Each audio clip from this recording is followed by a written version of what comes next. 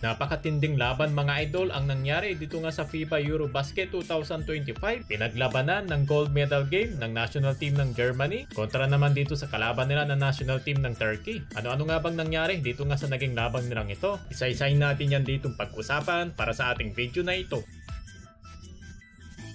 So heto na nga dito mga idol, no? Naganap na nga dito ang labanan ng gold medal game dito nga sa naging tapatan ng Germany na pinapangunahan dito ni Dennis Schroeder ang kanyang kupunan mga idol. Kontra naman dito sa kalaban nila na Turkey na pinapangunahan dito ni Alperen Şengün. Pero ang good thing na nga dito para sa kanyang kupunan, halos lahat ng kanilang mga players ay umikot dito ang bola. Sa entering dito ng first quarter mga idol, lamang dito ang team ng Turkey.